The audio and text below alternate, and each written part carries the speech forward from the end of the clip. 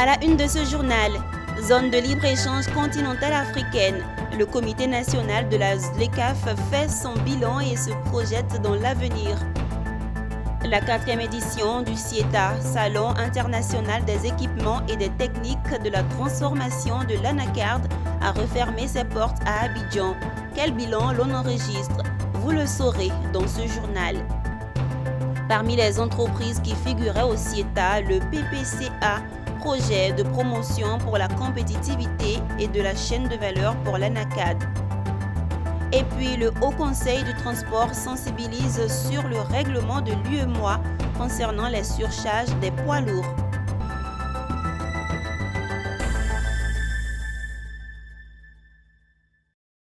Madame, Monsieur, l'actualité est au rendez-vous sur Business 24 Africa. Merci de nous rejoindre. Le Comité technique national de la zone de libre-échange continentale africaine a initié une réunion technique. Objectif, faire le bilan des activités du comité au titre de l'année 2022 et définir un plan d'action pour l'année 2023. Une réunion tenue sous la présidence du ministère du Commerce, de l'Industrie et de la Promotion des PME. Djekou de Silva, Doumbia Ayouba, dans un commentaire de Anja Sémian. Ils étaient tous là, les membres du comité technique national de la zone de libre-échange continentale africaine. Au cours de cette réunion du comité technique, il a été question de l'état des lieux au niveau régional et continental. À ce niveau, la restitution des conclusions de la réunion des conseils de ministres a été également faite. La Côte d'Ivoire, à l'instar des autres pays du continent, n'est-ce pas, a non seulement signé l'accord sur la zone de libre-échange continentale, mais l'a ratifié. Il y a des instructions fermes que le Conseil des ministres a données au secrétariat de la zone de libre-échange qui a son siège à Accra pour mener des rencontres à l'effet de trouver un consensus. Fatoumata Fofana Bondi, quant à elle, a fait lors de sa présentation le bilan de l'exercice de l'année 2022 et a présenté le plan d'action de l'année 2023. À la suite de cette présentation, il y a eu des observations, des échanges et des propositions. Le but de cette rencontre, c'était vraiment de présenter le plan d'action, le rapport d'activité 2022 et le plan d'action 2023 aux membres du comité pour validation. Donc nous avons eu une bonne réunion et il est ressorti des recommandations très pertinentes, en tout cas pour la mise en œuvre effective de l'accord, notamment la revue de la stratégie nationale qui devait prendre en compte plus les nouvelles réalités et mettre vraiment le secteur privé au cœur et s'assurer que toutes les parties prenantes viennent avec vraiment leurs actions. Lors de ces échanges, il a été également question du financement des PME par les banques ivoiriennes pour que les entreprises ivoiriennes soient compétitives dans le cadre des échanges de la zone. Ce qui est du rôle des banques, n'est-ce pas, dans l'accompagnement des entreprises, n'est-ce pas, vers les marchés extérieurs, c'est-à-dire autres que la Côte d'Ivoire, c'est-à-dire comment aller vers les marchés des 54 pays ou 55 pays de l'Union africaine. Eh bien, il est important que les banques jouent un rôle d'accompagnement. Comment réussir ce rôle-là? Il faut appuyer les opérateurs économiques qui ont un désir d'aller à l'extérieur. Parce que la ZLECAf, ce n'est pas seulement le marché national, mais c'est surtout le marché extérieur. Notons que la zone de libre-échange continentale africaine pourrait permettre aux pays africains de faire sortir de l'extrême pauvreté 30 millions d'habitants et d'accroître le revenu de 68 millions d'autres personnes. La mise en œuvre de la ZLECAf permettrait de mener à bien les réformes de fonds nécessaires pour stimuler la croissance à long terme dans les pays africains. Elle concerne 46 pays de l'Afrique, dont la Côte d'Ivoire. Poursuivons cette édition sur le secteur de l'anacarde. La 4e édition du Salon international des équipements et des techniques de la transformation de l'anacarde a refermé ses portes à Abidjan. Pendant 3 jours, les professionnels de la transformation des noix de cajou du continent ont échangé sur les enjeux du secteur. Au sortir des concertations, quel bilan l'on enregistre? Élément de réponse dans ce reportage que signent Konena Norgo et Ezekiel Siri. 18 pays participants, plus de 13 000 visiteurs, des rencontres d'affaires, des ventes conclues sur l'achat d'équipements de transformation du cajou de dernière génération. C'est en substance le bilan dressé par le commissaire général du CIETA à l'occasion de la cérémonie de clôture de la 4e édition du Salon international des équipements et des technologies de transformation de l'anacarde CIETA, tenu du 6 au 8 avril 2023 sur le thème « Contribution de l'industrie du cajou à la résilience des pays africains face aux défis économiques mondiaux ». Le CIETA 2023 a réuni au Palais de la Culture d'Abidjan-Treichville équipementiers, transformateurs et investisseurs. Une 4e édition qui a plus que satisfait le Conseil du coton et de l'anacarde, organisateur du CIETA. 22 équipementiers, dont 11 entreprises nationales et 11 entreprises internationales, ont donc exposé des équipements. Sur ces 22, 15 ont présenté des équipements en grandeur nature et 7 ont présenté, donc sont intervenus à travers les multimédias. Le fait marquant est qu'une chaîne complète, entièrement montée en Côte d'Ivoire, a été exposée pour la première fois. Au total, 8 chaînes complètes d'équipements de transformation ont été exposées, contre 2 à l'édition précédente. Et notons donc que 4 de ces 8 chaînes complètes ont déjà été vendues, ont déjà été achetées. Comme vous le constatez, la 4e édition du CIETA tire à sa fin. Et je voudrais exprimer ma satisfaction et mon optimisme pour le secteur de la transformation de l'anacarde dans notre pays et sur le continent africain au regard de l'engouement constaté. Le CIETA se positionne aujourd'hui comme la plateforme privilégiée de partage des expériences en matière de transformation et surtout un moyen efficace d'échange sur les opportunités en matière d'équipement en Afrique. Premier pays producteur mondial d'anacarde avec plus d'1 million de tonnes en 2022, la Côte d'Ivoire entend bien profiter du CIETA pour accroître le niveau de sa transformation locale établi à 22% de la production nationale. Cette 4e édition du Salon international des équipements et des technologies de transformation de l'anacarde a pris fin par la remise de prix aux acteurs de la filière. Rendez-vous est donc pris à la 5e édition du CIETA prévue au Ghana. Toujours dans le cadre du Salon international de l'anacarde, le Conseil coton anacarde a présenté la première unité complète de transformation des noix de cajou made in Côte d'Ivoire, un projet financé par le PPCA, projet de promotion pour la compétitivité et la chaîne de valeur anacarde. Walter Kofi et Richard Akeke. La Côte d'Ivoire, premier producteur mondial d'anacarde, vient de faire un pas de géant dans la transformation de son or gris. Le pays a mis sur pied une ligne complète de transformation de noix de cajou, une usine conçue par des opérateurs ivoiriens. Avec une capacité de 5000 tonnes par an, l'usine est capable de transformer les noix de cajou brutes, du décortiquage jusqu'à l'emballage, en passant par le triage et la cuisson. Nous avons constaté que les équipements qui quittaient dans d'autres pays, chaque 2 ans, les usines commençaient à perdre leur rendement et il fallait vraiment qu'ils changent. Donc il fallait concevoir une ligne qui est adaptée à nos besoins. Et si cette ligne, par exemple, elle continue, c'est-à-dire qu'on met la noix brute au début jusqu'au décortiquage, l'être humain n'intervient pas. On a juste gardé la partie où les femmes doivent faire du scooping pour qu'on puisse maîtriser les capacités de production. Au niveau des matériaux, c'est des matériaux qui sont conçus pour qu'on puisse avoir des usines qui prennent jusqu'à 50 ans au moins, comme dans toute industrie.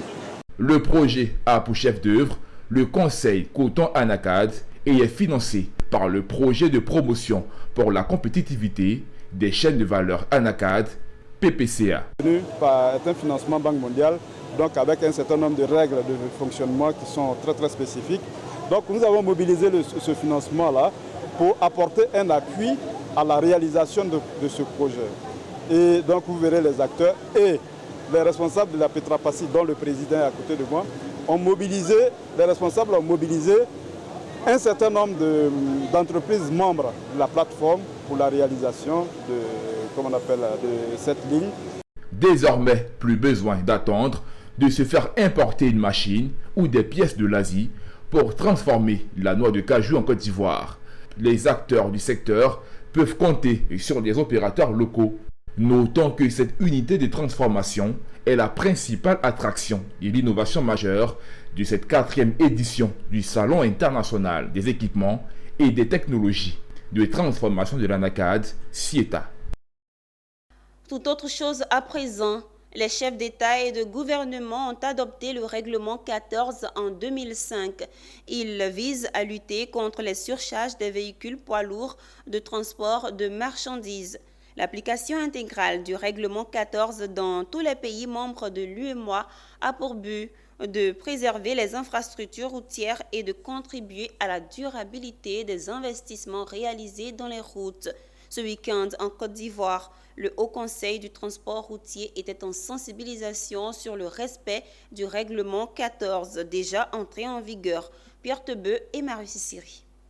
Face aux transporteurs, dans cette gare internationale du Mali située dans la zone portuaire Abidjan-Vridi, il était question pour le directeur général du Haut Conseil du patronat des entreprises de transporteurs routiers de Côte d'Ivoire de sensibiliser transporteurs et automobilistes sur la nouvelle réglementation du transport routier dans l'espace UEMOA.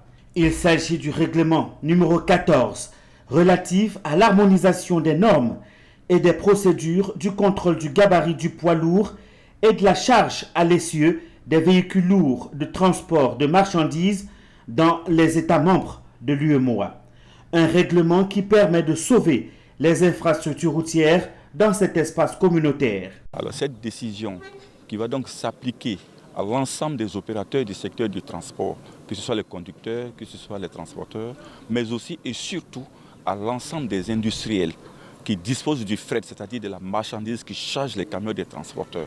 Tous ceux-là sont aujourd'hui interpellés par la communauté de l'UEMOA pour que désormais, à partir de maintenant, ils puissent désormais charger les camions en tenant compte des dispositions réglementaires de l'UEMOA, c'est-à-dire 15% de tolérance de la surcharge.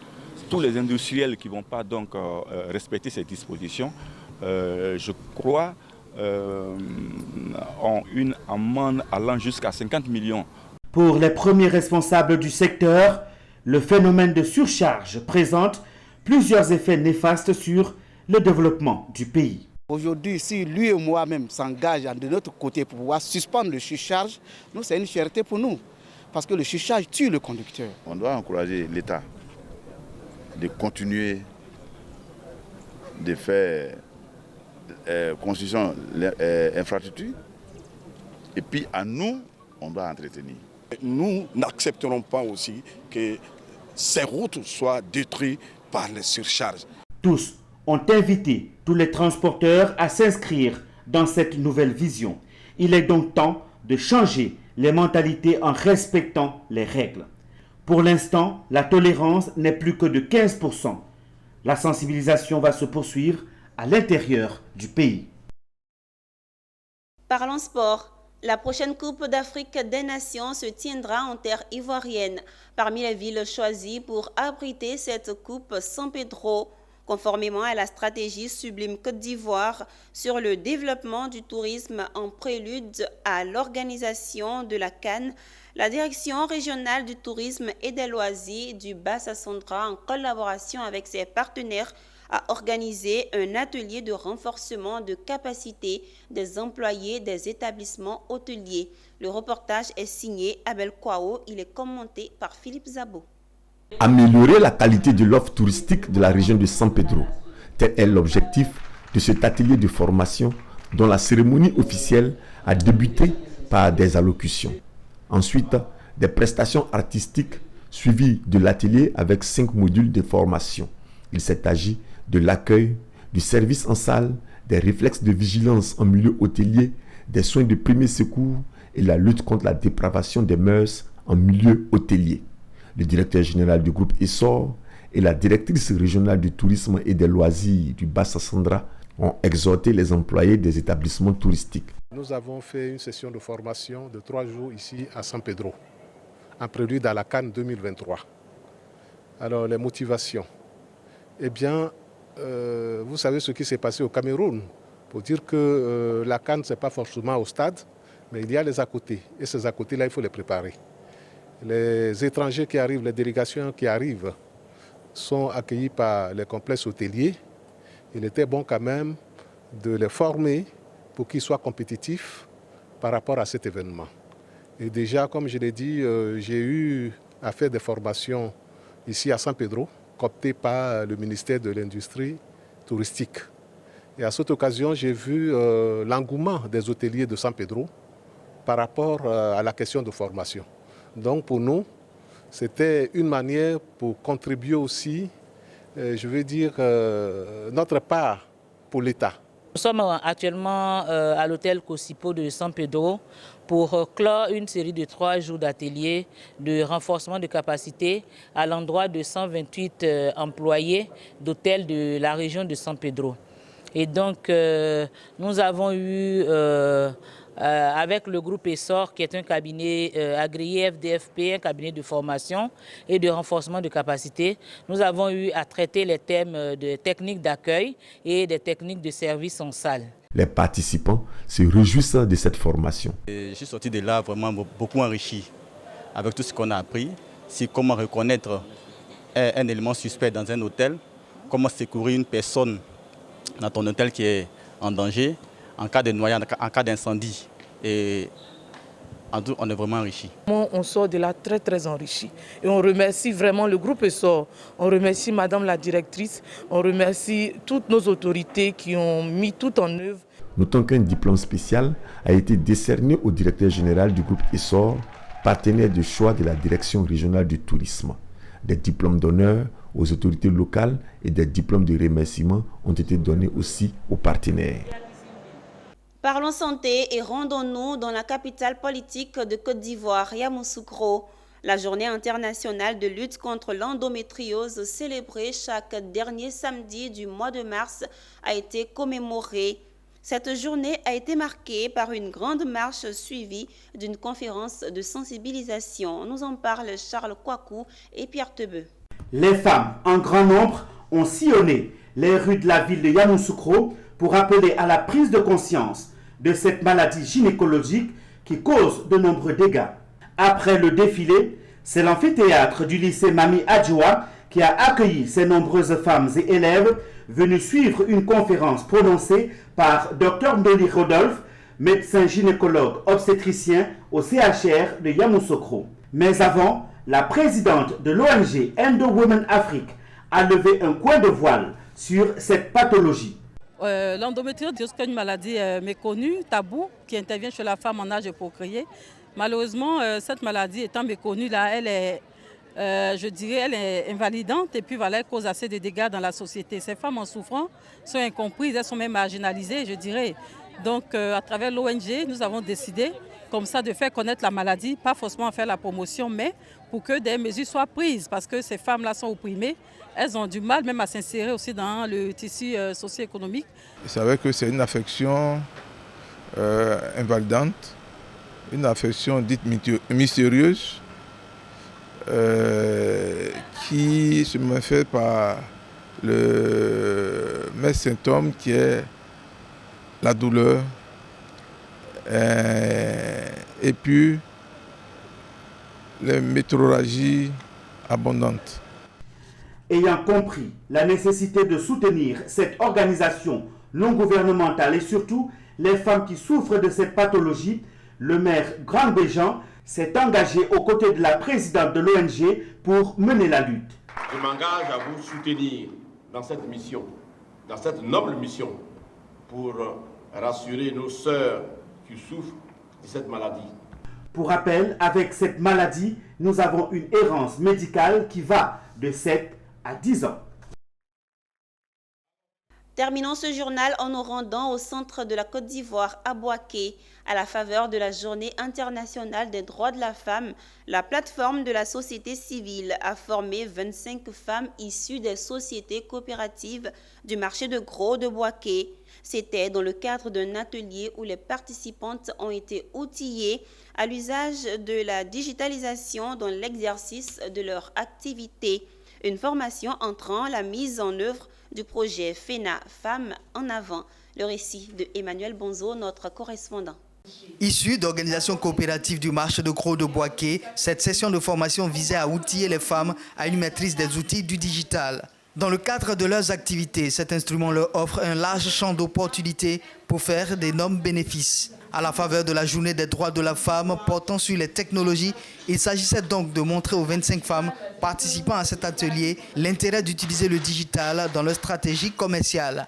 On s'est rendu compte que les femmes sont aujourd'hui investies dans beaucoup de milieux, mais ça accommode peu tout ce qui va avec le digital. Et sachant que le digital est une opportunité, nous demandons aux femmes de s'approprier le digital afin de pouvoir elles aussi prendre leur place dans le Conseil des Nations. Cette formation sur le e-commerce entre dans le cadre du projet FENA, Femmes en avant, visant donc à renforcer leurs capacités en vue de mettre en place un réseau de vente en ligne et d'animation de cette plateforme. Elle a porté en effet sur l'usage du digital pour booster les ventes en ligne à travers les médias sociaux comme Facebook et autres sites de e-commerce. Le but étant de les informer sur les outils numériques, les outils digitaux qui sont à leur disposition, sur la portée de ceux-ci, comment les utiliser et comment essayer de leur donner du sens. Avec le e-commerce, nous allons avoir la possibilité d'être vus de partout et à partir de là, nous allons pouvoir vendre. Augmenter nos chiffres d'affaires.